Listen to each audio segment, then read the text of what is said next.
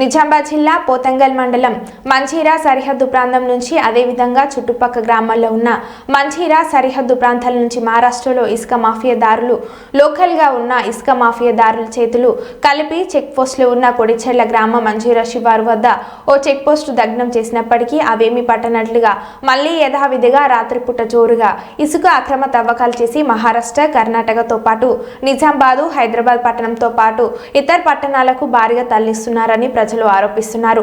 ప్రతిరోజు రాత్రిపూట 10 గంటల నుంచి ఖాళీ టిప్పర్లతో లారీలు నదికి వెళ్తున్నాయని అక్కడ నుంచి ఇసుక లోడ్లు నింపుకొని లేదా రెండో బ్రిడ్జ్ లేదా ఇతర గ్రామం మంచిర శివారు ప్రాంతం నుంచి లారీలు టిప్పర్లో ఇసుక వేయించుకుని అక్రమంగా రవాణా చేస్తూ సొమ్ము చేసుకుంటున్నారని ప్రజలు విమర్శలు చేస్తున్నారు. వాల్టా చట్టానికి తూట్లు పొడుస్తూ ప్రతిరోజు ఇసుక మాఫియా జోరుగా జరుపుకున్నప్పటికీ సంబంధిత శాఖ అధికారులు అటువైపు చూడకుండా మామూలు మత్తులో మునుగుతున్నారని ప్రజలు విమర్శిస్తున్నారు.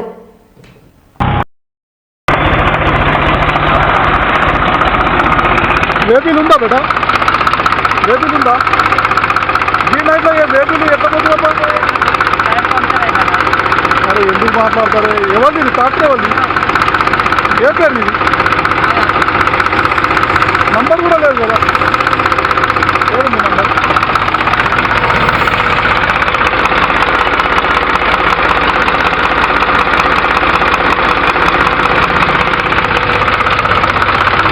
ఎవరిది ట్రాక్టర్ వాళ్ళది? చూడలేక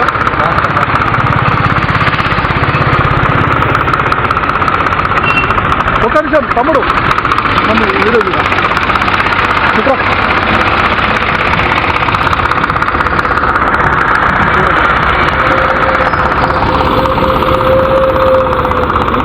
ఈ నెంబర్ ట్రాక్టర్ 0614 ట్రాక్టరు ఇసుక ఈ నైట్ పోతుంది. ఏమనంటే వేదిలు అంటున్నారు.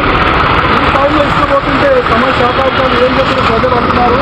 మరి ఈ టైంలో ఇసుక అధిక లోటుతో పోతున్నది. అర్హత లేని డ్రైవర్లు మరి అగ్రికల్చర్కి వెళ్ళే ట్రాక్టర్ ద్వారా ఇసుక పగలు రాత్రి తేడా లేకుండా ఇసుక బోరుగా వెళ్తున్నది.